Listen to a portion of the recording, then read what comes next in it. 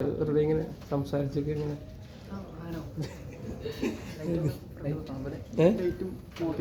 ഇച്ചിരി ഫ്രണ്ടിലോട്ട്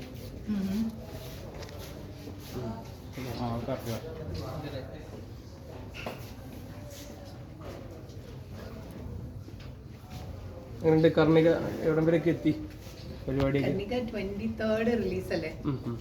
23rd റിലീസിനൊരുങ്ങാണ്. പ്രതീക്ഷകൾ കുറച്ച് ഗ്യാപ്പിന്റെ ശേഷം. ഗ്യാപ്പ് എന്ന് പറയുന്നത് അത് നിങ്ങൾക്ക് ഫീൽ ചെയ്യണതാണ്, എനിക്ക് ഫീൽ ചെയ്യാറില്ല. കാര്യം ഞാനെപ്പോഴും സിനിമ ചെയ്തുകൊണ്ടിരിക്കുകയാണ്, അതിനു വേണ്ടിയിട്ടുള്ള പ്രിപ്പറേഷൻ നടത്തിക്കൊണ്ടിരിക്കുകയാണ്. അപ്പോൾ എനിക്കത് ഗ്യാപ്പ് ഫീൽ ചെയ്യാറേ ഇല്ല. ഞാൻ അതിൻ്റെ ഇടയിൽ നിന്നാണ് ഓടി വരുന്നത്. പലപ്പോഴും സിനിമകൾ ഇങ്ങനെ റിലീസ് ആവാനുള്ള ഒരു ഡിലേ ആണ്. പല സിനിമകളും റിലീസ് ആവാനുണ്ട്, ചെയ്തു വെച്ച സിനിമകളുണ്ട്. അപ്പോൾ അത് റിലീസ് ആവാനുള്ളൊരു ടൈമാണ് എപ്പോഴും എടുക്കുന്നത്. ചിലപ്പോൾ അടുപ്പിച്ചടുപ്പിച്ച് ഒരുമിച്ച് കുറേ സിനിമകൾ റിലീസാവും.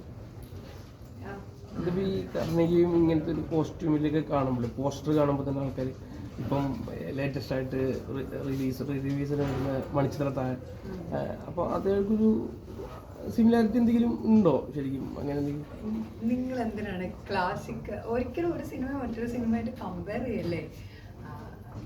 ഇതൊക്കെ ഇത് കാണുമ്പോഴത്തേക്കല്ലേ, ഇതൊരു ഹൊറർ ഇൻവെസ്റ്റിഗേഷൻ ത്രില്ലർ ജോണറിലുള്ളൊരു സിനിമയാണ്. രസകരമായിട്ടുള്ള ഒരു സബ്ജക്റ്റാണ്. തീർച്ചയായിട്ടും അത് പ്രേക്ഷകരെ എന്റർടൈൻ ചെയ്യിപ്പിക്കുമെന്ന് തന്നെയാണ് ഞങ്ങൾ എല്ലാവരും പ്രതീക്ഷിക്കുന്നത്.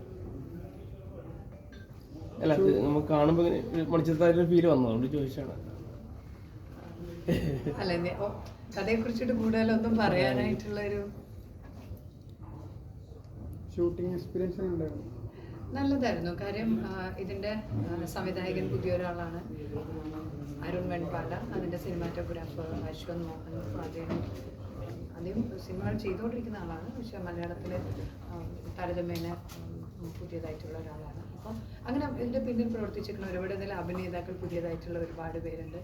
പിന്നെ എനിക്ക് ഒരുപാട് സന്തോഷം, ടി ജി രവി ഇങ്ങോട്ട് കൂടെ അഭിനയിച്ചു. അപ്പോൾ അദ്ദേഹത്തിന്റെ മകളായിട്ടാണ് അതിൽ അഭിനയിക്കുന്നത്. എനിക്ക് ഒരുപാട് ഇഷ്ടമുള്ള, ഇതുവരെ വർക്ക് ചെയ്യാൻ പറ്റാത്ത ഒരു ആക്ടറായിരുന്നു അദ്ദേഹം. അപ്പോൾ സോഹൻ സാറാണ് ഈ പടം പ്രൊഡ്യൂസ് ചെയ്തേക്കുന്നത്. അങ്ങനെ കുറേ കാര്യങ്ങൾ. അപ്പോൾ എനിക്ക് വേണ്ടപ്പെട്ട ഒരുപാട് ആൾക്കാർ ഉള്ളൊരു സിനിമയാണ്. അപ്പോൾ ഇത്തരത്തിലുള്ള സിനിമ ഒരുപാട് ആഗ്രഹിക്കുന്ന ഒരു കൂട്ടം ആൾക്കാർ, അല്ലെങ്കിൽ അത്തരത്തിലുള്ളൊരു സിനിമ വരണം എന്ന് സപ്പോർട്ട് ചെയ്തിട്ട് അത്രയും ഇനിഷ്യേറ്റീവ് എടുക്കുന്ന സോഹൻ സാറ് മുന്നോട്ട് വരുന്ന ഒരു പ്രോജക്റ്റ്, അതിൻ്റെ കൂടെ ട്രാവൽ ചെയ്ത ഒരാളാണ്. ട്രാവൽ ചെയ്തത് ഇന്നിപ്പോൾ ഈ സിനിമ ഈ രീതിയിലേക്ക് വന്ന് നിൽക്കുമ്പോൾ ഒരുപാട് സന്തോഷമുണ്ട്.